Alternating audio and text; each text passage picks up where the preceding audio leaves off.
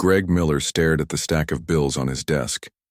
The red final notice stamp seemed to glow in the dim light of his small office at the back of the Hillside Community Theater. Outside his window, the sun was setting over the hills of Oak Ridge, California, painting the sky in shades of orange and pink. It would have been beautiful if Greg had the peace of mind to enjoy it. For 15 years, Greg had given everything to this theater.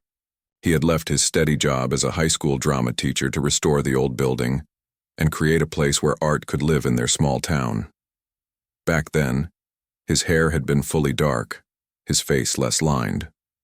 Now at 52, silver strands dominated his temples, and worry lines had become permanent fixtures around his eyes. Greg picked up the most urgent notice from the bank and read it again, hoping the words might somehow change. They didn't. 30 days until foreclosure. 30 days until everything he and his wife Diane had built would be gone. The sound of the theater's side door opening and closing echoed through the building. Footsteps approached his office, and Diane appeared in the doorway. Her brown hair was pulled back in a simple ponytail, and she carried a paper bag that smelled of burgers and fries. "You need to eat something," she said, placing the bag on his desk, carefully avoiding the bills. Greg tried to smile but couldn't quite manage it. "Thanks." Diane had been with him from the beginning. They had met in college, both theater majors with big dreams. While Greg had gone into teaching, Diane had worked in advertising, using her creativity to pay the bills. When Greg proposed buying the old theater, she had supported him completely, even though it meant tighter budgets and uncertain futures. "How bad is it?" she asked, though she already knew the answer. She pulled up a chair and sat across from him. "Bad," Greg admitted. "The roof repair cost more than we expected. Ticket sales are down again this month, and the grant we applied for..." He shook his head. "We didn't get it." Diane reached across the desk and took his hand. Her fingers were warm against his cold ones. "We've faced tough times before." "Not like this," Greg said quietly. "We need at least $50,000 just to keep the doors open through winter. The full repairs would cost closer to $500,000, and that's not even thinking about updating anything." The theater building was nearly 100 years old. Built in 1928, it had once been the pride of Oak Ridge. Its Art Deco details and red velvet seats had hosted everything from vaudeville acts to movie premieres. But time had not been kind to the old building. The roof leaked in 3 places. The electrical system was dangerously outdated. The plaster walls were crumbling in the back hallway. "Maybe we could do another fundraiser," Diane suggested, though her voice lacked conviction. They had already held bake sales, charity auctions, and benefit performances. The small town had given what it could, but it wasn't enough. "The town has fundraiser fatigue," Greg said. "And I can't blame them. Times are tough for everyone." He opened the paper bag and pulled out a burger, more to please Diane than because he felt hungry. As he unwrapped it, his eyes fell on a photo on his desk. It showed the cast of their first production, a modest showing of Our Town that had nonetheless filled every seat in the theater. Greg and Diane stood in the center, surrounded by community members who had never acted before, but had trusted Greg enough to try. "Remember how nervous Betty was about her lines?" Greg asked, nodding toward the elderly woman in the photo. Diane smiled. "And now she's our most reliable actor. And Jim's kid, Charlie. He couldn't even look anyone in the eye when he first came here. Now he's studying theater at UCLA, Diane finished. They sat in silence for a moment, remembering all the lives that had passed through the theater doors. Children who found confidence on stage, adults who discovered new sides of themselves, seniors who found community when they felt most alone. "It's not just a building," Greg said quietly. "It's not even just about the plays, He struggled to find the words. "It's a home," Diane said simply. "For a lot of people who needed one." Greg nodded, a lump forming in his throat. "I don't know how to tell everyone it's over." Diane squeezed his hand harder. "We're not giving up yet, we still have a month. And we need a miracle," Greg said. "Then we'll hope for a miracle," Diane replied, her voice firmer now. "Stranger things have happened." Greg tried to believe her. In plays and movies, miracles happened all the time. The hero got a last-minute reprieve. The impossible check arrived just in time. But real life rarely worked that way. In real life, small-town theaters closed, and dreams died quiet deaths, and people moved on to more practical pursuits. "We should get going," Greg said, glancing at his watch. "Rehearsal starts in 20 minutes." Their current production was To Kill a Mockingbird, a play Greg had chosen because they already had the sets from a production 5 years earlier. It wasn't ideal to reuse sets, but they couldn't afford to build new ones. As they walked from the office to the main stage, Greg flipped on lights. Each switch illuminated another section of the theater. The worn carpet of the aisles, the faded curtains, the seats that had been new when Greg was a child. Despite its flaws, the place still had magic. The way the acoustics carried a whisper. From the stage to the back row. The way the afternoon light filtered through the high windows, creating beams like spotlights. The actors began arriving in 2s and 3s. Most came straight from their day jobs. Sue from the local bank, her teller uniform still on. Pete from the hardware store, sawdust still clinging to his jeans. High school students Kelly and Joe, still wearing their school colors. They all greeted Greg and Diane with smiles and small talk, unaware of the financial disaster looming over the theater. Greg didn't have the heart to tell them. Not yet. Instead, he clapped his hands together and called everyone to the stage to begin. "Let's take it from Act 1, Scene 3, he said, trying to infuse his voice with an enthusiasm he didn't feel. The actors took their places. Sam, playing. Atticus Finch stood center stage, his posture already transforming into the dignified lawyer. Molly and Ben, as Scout and Jim, sat on the steps of the porch set. The rest of the cast waited in the wings.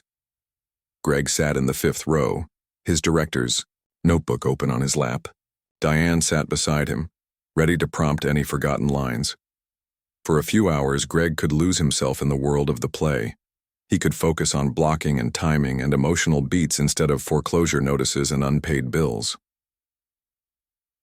The rehearsal began, and the familiar words of the play filled the theater. On stage, ordinary people became characters, and the magic that had first drawn Greg to theater as a boy began to work again. This was why he had sacrificed so much. This was what he couldn't bear to lose. The side door of the theater opened, letting in a slice of late-afternoon sunlight.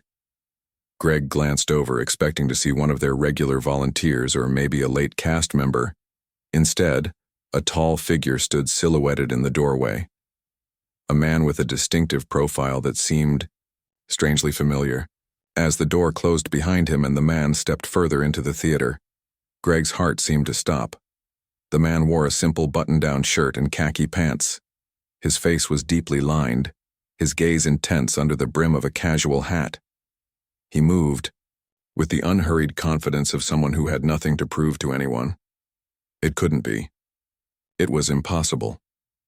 But as the man made his way down the aisle and the light from the stage illuminated his features, there was no denying it. Clint Eastwood had just walked into the Hillside Community Theater. Greg's notebook slid from his lap and hit the floor with a thud that echoed in the sudden silence. On stage, Sam forgot his line mid-sentence. Molly's mouth dropped open. Even Diane, usually so composed, gripped Greg's arm with fingers that suddenly trembled. The Hollywood legend, actor, director, icon, raised a hand in casual greeting. "Don't stop on my account," he said, his voice exactly the gravelly drawl that had commanded the silver screen for decades. "Please continue." No one moved. The only sound in the theater was the soft hum of the old heating system and the distant drip of water from the leaking roof. Every eye was fixed on Clint Eastwood as he settled into a seat in the 5th row, just a few spaces away. From Greg and Diane, Samantha Jones, who played the neighbor Miss Maudie, was the first to find her voice. "Is that really?" she whispered to Ben, loud enough that her words carried in the silent theater. Clint looked up at the stage, his famous squint crinkling the corners of his eyes. "Don't mind me," he said. "I'm just passing through town. Saw your marquee outside. Thought I'd stop in." Greg stood up, his legs feeling strangely weak. In his 25 years working in theater, he had never been starstruck, But this was Clint Eastwood. The man was a living legend. "Mr. Eastwood," Greg managed to say, his voice cracking slightly. "This is unexpected. We're just a small community theater." Clint nodded. "Those are often the best kind." He gestured toward the stage. "Please, continue with your rehearsal. I'm interested to see what you're working on." Greg looked at the actors, who stood frozen like statues. Sam still had his mouth open, stuck in the middle of Atticus Finch's speech about justice. Molly, playing Scout, had her script clutched to her chest like a shield. "You heard Mr. Eastwood," Greg said, trying to sound normal. "Let's continue. Sam, pick up from In Our Courts. All men are created equal." Sam nodded, but when he spoke, his voice came out higher than usual. "In our courts, all men are created equal." The rehearsal continued, though it was unlike any they had ever had before. The actors stumbled over lines they had known perfectly the day before. They stood too stiffly, moved too carefully. Even Pete, who played Bob Ewell and was usually so natural in the role, seemed to be reciting his lines rather than living them. Through it all, Clint Eastwood sat quietly, his expression thoughtful. He didn't take notes or make comments. He just watched, his presence alone enough to fill the room with an electric tension. During a scene change, Greg worked up the courage to speak to him again. "Mr. Eastwood, can I ask what brings you to Oak Ridge? We're pretty far off the main highways." Clint leaned back in his seat. "I like to drive the back roads sometimes, see parts of California tourists don't visit, get a feel for real places, real people." He gestured toward the stage. "You've got a good cast. They're nervous now, but I can see they have talent." "They're amazing," Greg agreed, feeling a surge of pride despite his nervousness. "None of them are professionals. They all have day jobs, but they show up 3 nights a week to rehearse. They care about doing it right." Clint nodded. "That's what matters. The caring." The rehearsal continued for another hour. Gradually, the actors began to relax, remembering their lines, finding their characters again. By the time they reached the courtroom scene, the heart of the play, they had almost forgotten their famous visitor. Almost, but not quite. When the rehearsal ended, the cast gathered in a tight cluster at the edge of the stage, whispering excitedly and stealing glances at Clint. "Thank you all for a good rehearsal," Greg called out, trying to maintain some sense of normalcy. "Same time tomorrow." Usually the cast would linger, chatting and helping to put away props. Tonight, they hurried to grab their coats and bags, clearly eager to rush home and tell everyone about their unexpected audience member. A few of the braver ones approached Clint for autographs, which he provided with good grace, though he politely declined requests for selfies. As the last of the cast filed out, Clint stood up. "Mind if I look around?" Greg exchanged a glance with Diane. "Not at all," Diane said. "I can show you the theater. It has quite a history." "I'd like that," Clint said. They began in the lobby where faded photos lined the walls, showing the theater through the decades. There was a black and white image from opening night in 1928, men in suits and women in flapper dresses crowding the entrance. Another showed the theater's brief life as a cinema in the 1940s, with a line stretching around the block for a showing of Casablanca. The building was almost torn down in the 1980s, Diane explained as they walked. A developer wanted to put up a shopping center, but the town voted to save it. It was used for storage for a while, then stood empty for years, until Greg and I bought it. Clint ran a hand along the ornate molding that framed a doorway. "Good craftsmanship. They don't make buildings like this anymore." They moved into the main auditorium again, now empty and dimly lit. The stage was bare except for the simple porch, set used in the play. "How many seats?" Clint asked. 312, Greg answered. "We rarely sell out these days except for the Christmas show, but we have a loyal audience." Clint nodded, then looked up. "Your roof's leaking." Greg followed his gaze to a dark water stain on the ceiling. "Yes. We've had it patched 3 times, but it keeps coming back. The whole roof needs to be replaced." "What else needs work?" Clint asked. The question opened a floodgate. As they walked through the building, Greg and Diane pointed out all the problems they had been battling. The outdated electrical system, the failing heating, the plumbing issues, the crumbling plaster in the back hallway. The list is endless, Greg admitted as they finished their tour in his small office. And we've run out of money to fix it all. He hadn't meant to share so much, especially not the theater's financial troubles. But there was something about Clint Eastwood that made you want to tell the truth. Clint looked around the office, his eyes landing on the stack of bills still sitting on Greg's desk. Tough business, the arts. It's not about making money, Diane said quickly. We never expected to get rich running a community theater.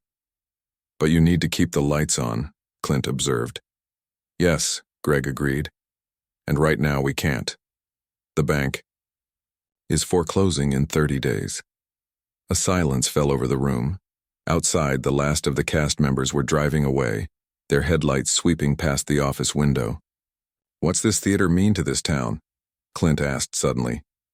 Greg and Diane exchanged a look, surprised by the question.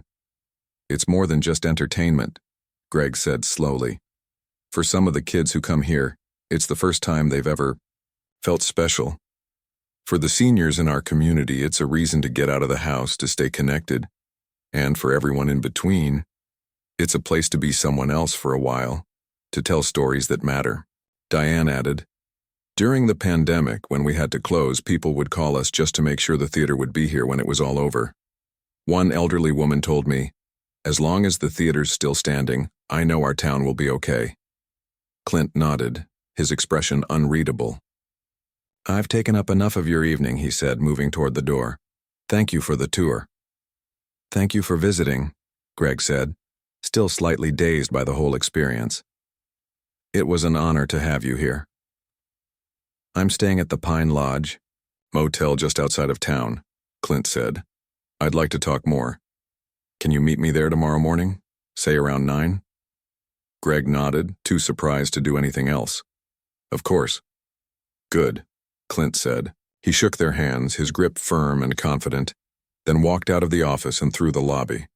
The front door closed behind him with a solid thunk. Greg and Diane stood in silence for a long moment. Did that really just happen? Diane finally asked. I think so, Greg said. He ran a hand through his hair, which suddenly felt even grayer than it had that morning. Clint Eastwood watched our rehearsal, and now he wants to meet us tomorrow. Why? Diane wondered. Greg shook his head. I have no idea, but I guess we'll find out in the morning. Greg barely slept that night. He tossed and turned beside Diane, his mind racing with questions. Why had Clint Eastwood come to their small theater? Why did he want to meet with them? What could a Hollywood legend possibly want from the owners of a failing community theater in Oak Ridge? By morning, Greg's eyes were red from lack of sleep, but he felt strangely alert as he and Diane drove to the Pine Lodge Motel. The motel was a modest place on the edge of town, a single-story building, with a row of doors facing the parking lot. A neon sign blinked vacancy in the early morning light. Which room did he say? Diane asked as Greg parked their old Honda. He didn't, Greg realized. He just said to meet him here at 9.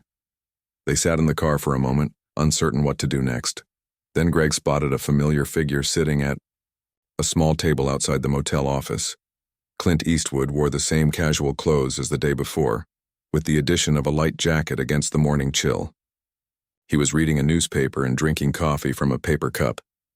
Greg and Diane walked over, feeling oddly nervous, like students called to the principal's office. Morning, Clint said without looking up from his paper.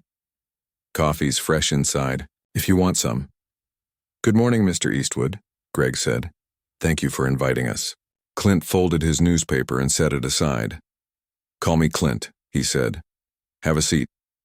They sat down across from him at the small table. Up close in the morning light, Clint looked his age, over 90 now, but his eyes were sharp and clear, and his movements were steady. Beautiful morning, Clint observed, looking at the hills behind the motel. This town of yours has good bones. Reminds me of places I knew growing up. It's a special place, Diane agreed. We moved here 20 years ago and never wanted to leave. Clint nodded. I've been thinking about your theater, he said, getting straight to the point. Tell me more about what you do there.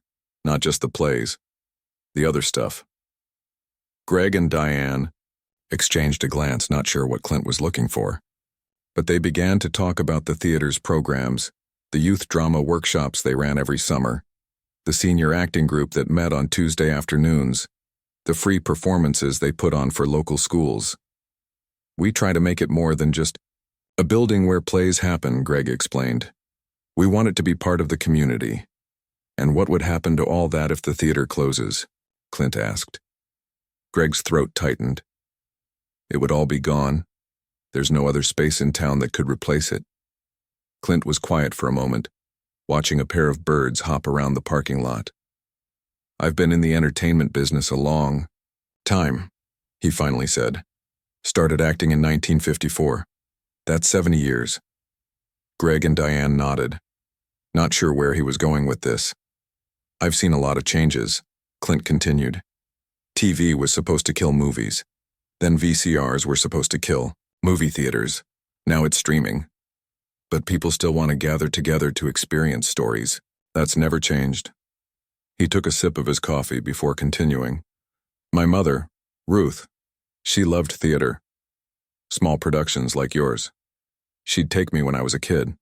Said it was important to support local arts, even when money was tight. His voice softened at the memory. She'd be about 120 now if she were still alive. Greg felt a lump in his throat. It was strange to think of Clint Eastwood as a child, being taken to community theaters by his mother.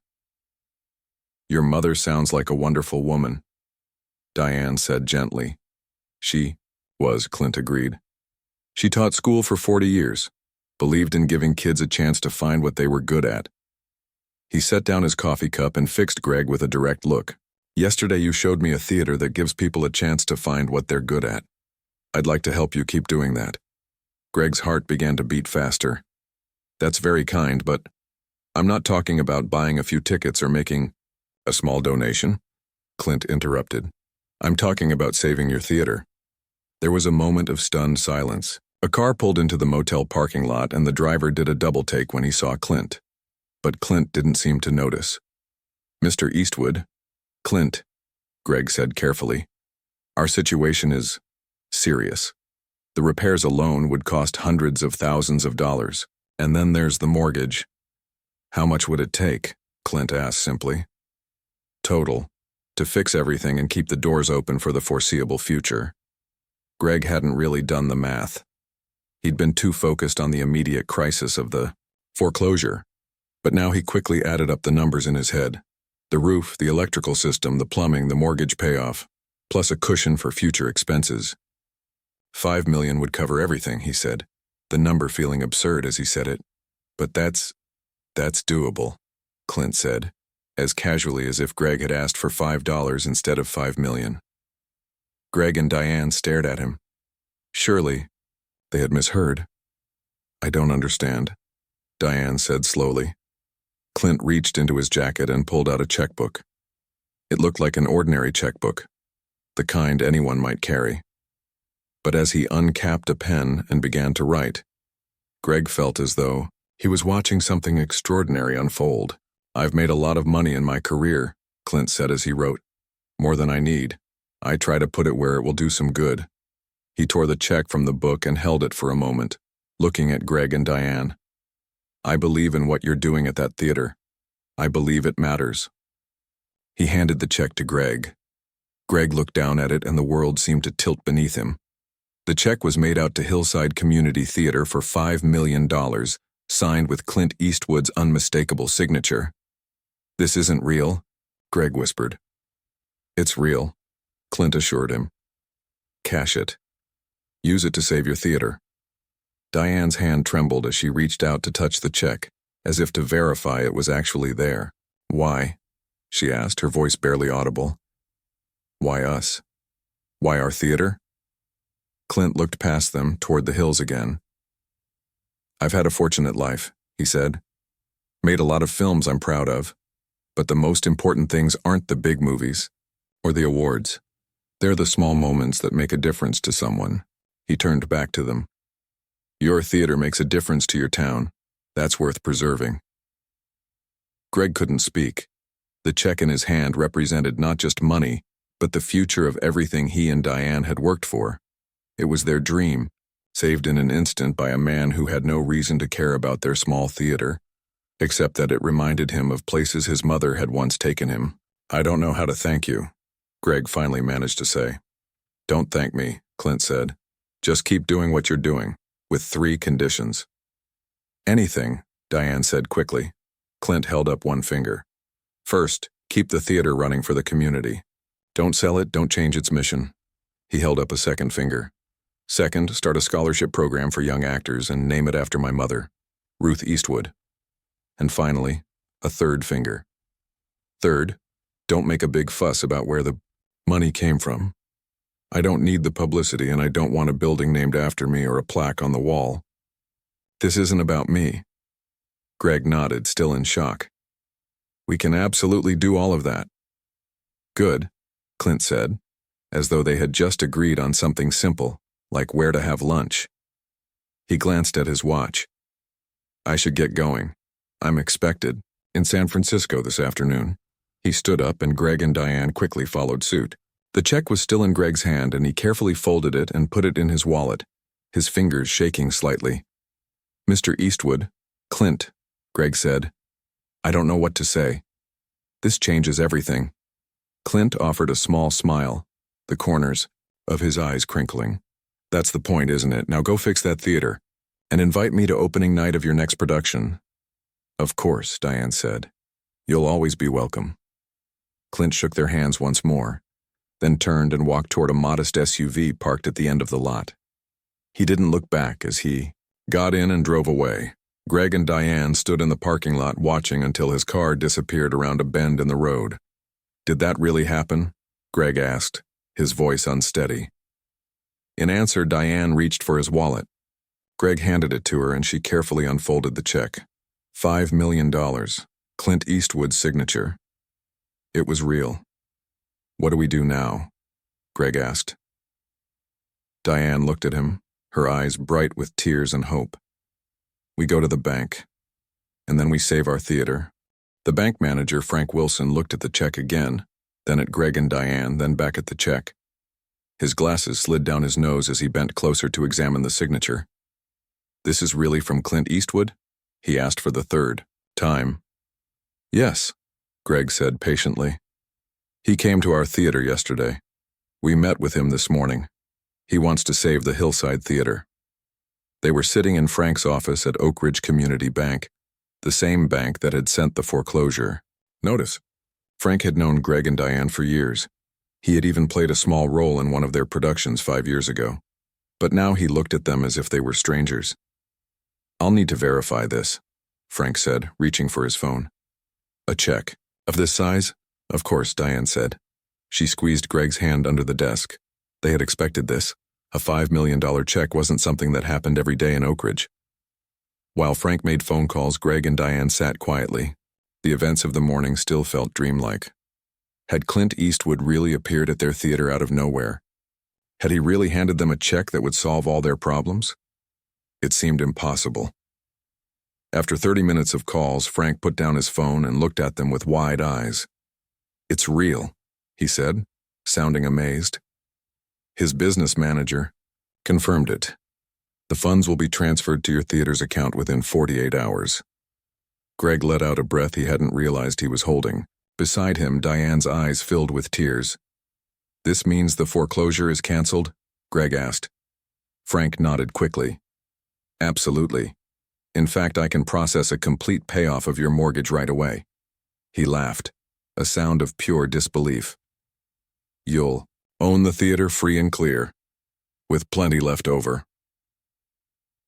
As they walked out of the bank an hour later, the bright midday sun seemed to make the world look different. The old buildings of Main Street, the trees just starting to change color, the people going about their day, everything looked more vivid, more full of possibility. "What do we do now?" Diane asked as they stood on the sidewalk. Greg looked down the street toward the theater, its faded marquee visible from where they stood.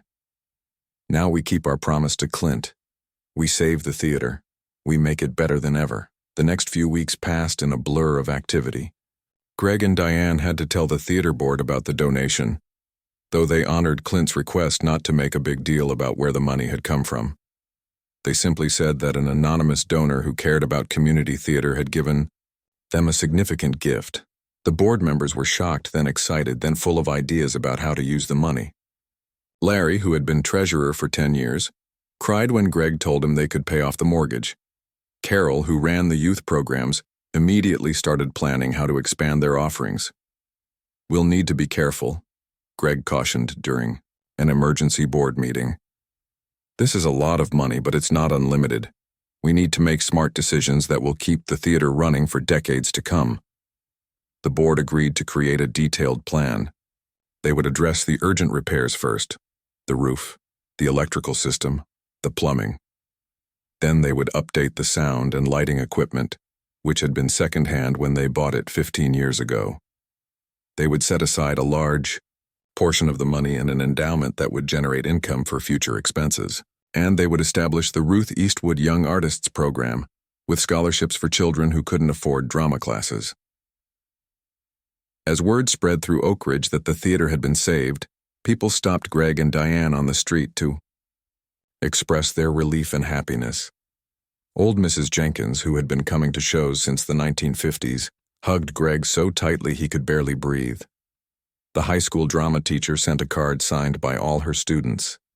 Even Mayor Paul, who had never been particularly supportive of the arts, called to congratulate them.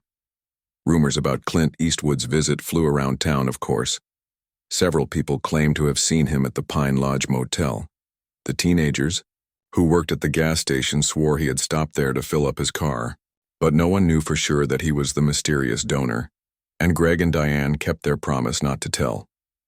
The first physical sign of change came 3 weeks after Clint's visit, when a crew arrived to replace the theater's roof. The workers swarmed over the building like ants, removing the old damaged shingles and replacing them with new ones. Greg stood across the street and watched, still not quite believing it was happening. "Looks like they're making good progress," a voice said beside him. Greg turned to find Sam, who played Atticus Finch in their production, standing there with a coffee cup in his hand. "They say they'll be done by the end of the week," Greg said. "Just in time, too. It's supposed to rain next Tuesday." "It's really happening, isn't it?" Sam said, looking up at the theater. "We're not going to lose the place after all." "No," Greg agreed.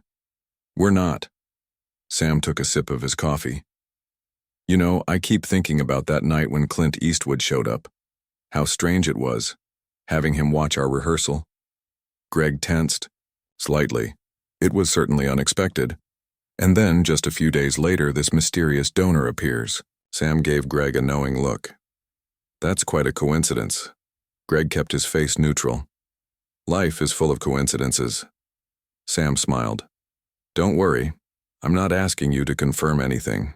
But whoever this donor is, they've done a wonderful thing for our town. Not just for the theater, but for all of us who care about it." Inside the theater, changes were happening as well. The rehearsals for To Kill a Mockingbird continued, but with a new energy. The cast seemed more focused, more committed. They had come close to losing their theater, and now they wanted to make the most of it. Diane worked with the board to develop the Clint Eastwood Young Artists Program. They decided to offer full scholarships to 10 young people each year, with priority given to those who couldn't otherwise afford to participate. They would provide not just drama classes, but also mentoring, trips to professional theaters in larger cities, and opportunities to work backstage and learn technical skills. "Clint Eastwood must have been some woman," Carol commented as they finalized the program details. "To inspire this kind of tribute." "She was a teacher who believed in giving kids opportunities," Diane said, remembering Clint's words. "She sounds like someone who would have loved our theater." As opening night of To Kill a Mockingbird approached, Greg found himself working late at the theater most evenings. There was so much to do, overseeing the repairs, planning for future renovations, making sure the current production stayed on track. One evening, as he sat alone in his office going over contractor estimates, he heard the front door of the EIOE theater open and close. Thinking it was Diane coming to check on him, he called out, "I'm in the office." But it wasn't Diane who appeared in his doorway. It was Lisa Carter, a reporter from the Oak Ridge Gazette. "Working late, Greg?" she asked with a smile. Greg sighed. Lisa had been trying to get the full story about the theater's sudden financial turnaround for weeks. "Just catching up on some paperwork." Lisa leaned against the doorframe. "You know, people in town are talking about how the theater was about to close and then suddenly it wasn't. About the mysterious donor who gave enough money to not just save the place but completely renovate it. People like a good mystery," Greg said, trying to sound casual. "And about Clint Eastwood being seen at your rehearsal and then at the Pine Lodge Motel." Lisa's eyes gleamed with the instinct of a reporter who smelled a story. "Care to comment on any of that?" Greg thought about his promise to Clint.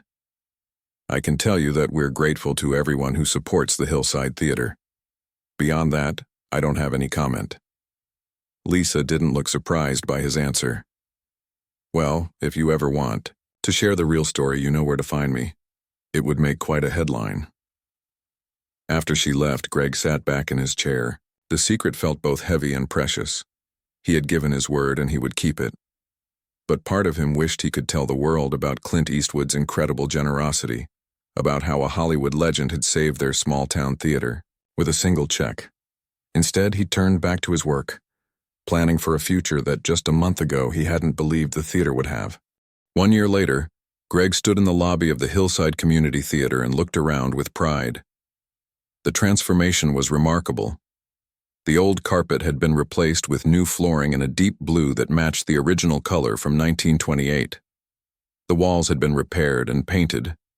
New lighting fixtures designed to look like the original Art Deco ones cast a warm glow over everything. Even the old ticket booth had been restored to its former glory. But the changes went far deeper than what was visible. Behind the scenes, the theater now had a new roof that didn't leak, an electrical system that met all safety codes, modern plumbing, and an efficient heating and cooling system. The sound and lighting equipment had been updated. The dressing rooms had been renovated. There was even a small green room where actors could relax before shows. "Admiring your handiwork?" Diane asked, coming to stand beside him. She wore a simple, black dress for tonight's opening of their new production, a musical that would have been impossible to stage in the old theater. "Our handiwork," Greg corrected her. "We did this together." Diane slipped her arm through his. "With a little help from a friend." They hadn't heard from Clint Eastwood since that morning at the Pine Lodge Motel. Greg had sent a thank you letter to his production company address, along with an invitation to tonight's show, but had received no response. He wasn't surprised. Clint had made it clear that he didn't want recognition for his gift. The lobby began to fill with people arriving for the show. Many were familiar faces, loyal audience members who had been coming to the theater for years. But there were new faces, too, drawn by the theater's improved facilities and expanded programming. The Ruth Eastwood Young Artists Program had been particularly successful. In its first year, it had provided scholarships to 15 young people, more than the 10 they had initially planned. 3 of those scholarship students had roles in tonight's production, including Maria Lopez, a 16-year-old with an amazing singing voice who played the female lead. "Greg, Diane." Carol waved to them from across the lobby. She hurried over, a clipboard in her hand. "The house is almost full. We've sold all but 20 tickets." "That's wonderful," Greg said. Their audience had grown steadily over the past year. Word had spread about the theater's transformation, and people from neighboring towns now drove in for shows. "And," Carol added with a grin, "I just enrolled 2 more students in the Ruth Eastwood program, sisters. Their mother cried when I told her they'd both received full scholarships." Diane squeezed Greg's arm. These were the moments that made everything worthwhile. Not the new roof or the comfortable seats, but the lives that were changed by what happened inside the theater. As opening time approached, Greg moved through the lobby, greeting people, answering questions, making sure everything was ready. He was so busy that he almost didn't notice the tall figure who slipped in just as the doors were about to close. Almost, but not quite.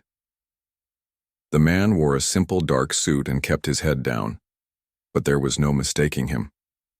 Clint Eastwood had returned to the Hillside Theater. Greg caught Diane's eye across the lobby and nodded slightly toward Clint. Her eyes widened, and she gave a small nod in return. They had agreed long ago how they would handle this moment if it ever came. Greg approached Clint, who stood examining a display of photos showing the theater's renovation. "Welcome back," Greg said quietly. "We didn't know if you'd received our invitation." Clint turned, his expression impossible to read. "I was in the area," he said simply. "Thought I'd stop by and see how things turned out." "We have a seat for you," Greg said. "In the back row, if that's okay. Private entrance. No fuss." Clint nodded. "Appreciate that." Greg led him through a side door that connected directly to the last row of the theater. The lights were already dimming as they took their seats, and no one seemed to notice the famous face among them. The show began, and Greg found himself watching Clint's reactions more than the stage. The legendary director sat perfectly still, his focus entirely on the performers. He didn't smile or laugh or applaud, but his attention never wavered. The production was their most ambitious yet, a full musical with a cast of 30 elaborate sets that could now be moved easily with their new stage equipment, and lighting effects that would have been impossible in the old theater. Maria Lopez, the scholarship student, sang her first solo, and Greg heard Clint draw in a soft breath at the power of her young voice. At intermission, Greg offered to show Clint the changes to the theater, but he declined. "I can see the results from here," he said. "You've done good work." "We kept our promise," Greg said. "The Ruth Eastwood program is thriving. We have 15 students this year, all on full scholarships." For the first time, Clint's expression softened. "My mother would have liked that," he said. "She always said talent shouldn't be wasted because of money." After the show ended and the applause died down, Greg expected Clint to slip away quietly. Instead, he asked to go backstage. "The cast would be honored," Greg said, surprised. "But are you sure people will recognize you?" "It's all right," Clint said. "I'm just an old man who enjoyed their show." Backstage was chaotic, with actors still in costume and makeup congratulating each other on the performance. When Clint walked in behind Greg, a hush fell over the room. "Mr. Eastwood wanted to meet all of you," Greg said. He enjoyed the show. For a moment, no one moved. Then Maria, still in her costume, stepped forward. "Thank you for coming, Mr. Eastwood," she said. "It's an honor to perform for you." Clint shook her hand. "You have a remarkable voice, young lady." "I'm in the Ruth Eastwood program," Maria said proudly. "Without it, I couldn't afford the classes. Ms. Eastwood must have been a special person." "She was," Clint said simply. One by one, the other cast members came forward to meet him. Clint spoke to each of them briefly, asking questions about their roles, offering small bits of advice. He was especially attentive to the young performers, the students who reminded him perhaps of himself at their age. As the evening wound down, Greg walked Clint to his car, parked discreetly at the back of the theater. "Thank you for coming," Greg said. "It meant a lot to everyone." Clint looked back at the theater, its marquee now bright and new, displaying the name of the current production. "The place looks good," he said. "Feels right." "We couldn't have done it without you," Greg said. "I know you didn't want recognition, but I have to say it at least once. You saved something precious here. Not just a building, but all the dreams it holds." Clint nodded, accepting the thanks without comment. Then he reached into his pocket and pulled out a small envelope. "For the Ruth Eastwood program," he said, handing it to Greg. "Maybe you can help a few more kids next year." Greg looked, down at the envelope, then back at Clint. "You've already done so much." "It's not about what's been done," Clint said. "It's about what's still to do." He offered his hand, and Greg shook it. "Keep making good theater. That's all the thanks I need." As Clint drove away, Greg opened the envelope. Inside was another check, this one for $1 million, with a note that simply read, "For Ruth's kids." Greg stood in the parking lot for a long time after Clint's car disappeared from sight. The theater behind him was still lit up, still full of cast members and their families celebrating the successful opening night. Inside that building, people had found their voices, their confidence, their community. Children were discovering talents they didn't know they had. Adults were finding joy and creativity. Seniors were making new friends and new memories. All because one day Clint Eastwood had seen their marquee and decided to stop. When Greg finally went back inside, Diane was waiting for him in the lobby. "Everything okay?" she asked. Greg showed her the envelope. "More than okay," he said. "Our friend left us another gift." Diane read the note and looked up at Greg with tears in her eyes. "For Ruth's kids," she repeated softly. "For Ruth's kids," Greg agreed. "And for everyone else who needs this theater." He looked around at the building that had almost been lost, that now stood stronger than ever, ready for decades more of plays and musicals and community gatherings.